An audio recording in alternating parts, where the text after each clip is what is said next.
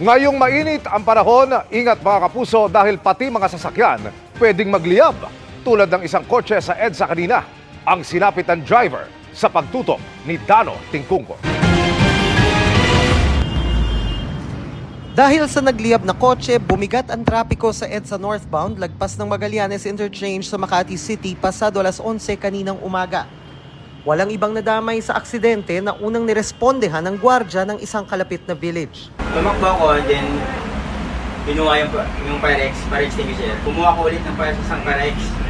Bali dalawa na sila. Then hindi pa rin ginaya. Pagdating ng fire truck, then sinet up din namin. Tapos yun, binugahan namin ng tubig. Mabuti na lamang daw at nakalabas ang driver na hindi agad nalaman na nag-aapoy na ang minamaneho. Nakita na lang niya ang tindi nito nang bumaba na. Hindi pa malinaw kung ano ang pinagmulan ng sunog. Pero ayon sa Makati Fire, hindi na raw ito iimbestigahan pa dahil sa hiling ng driver na hindi na rin nagpadala sa ospital. They asked if the driver wanted to have an investigation, to have a further investigation, but the driver already said na no need. And isa pa po nangyari is parang na-relocate na po yung vehicle dun sa fire scene po mismo.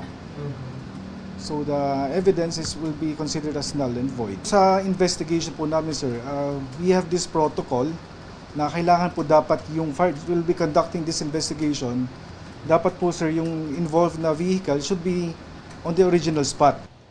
Ang insidenteng ito ay saktong sapol sa unang linggo ng Marso na binansagan pa namang Fire Prevention Month. Inaasahan ng mga otoridad na habang papainit ang panahon, posibleng hindi ito ang huling pagkakataon na merong sasakyan basta na lang magliliyab. Paano ba ito maiiwasan? Ayon sa Makati Fire, mas mainit dapat ang mata sa tubig, baterya, electrical wiring at radiator ng sasakyan.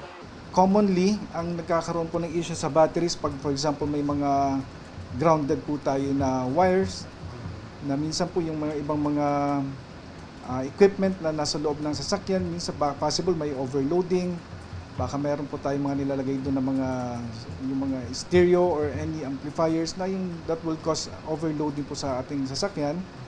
Yun po yung minsan di na kinakaya ng load ng battery. That's why yun po yung nagkakos din po ng overheating. Para sa GMA Integrated News, Dano Tingkungko, nakatutok, 24 oras.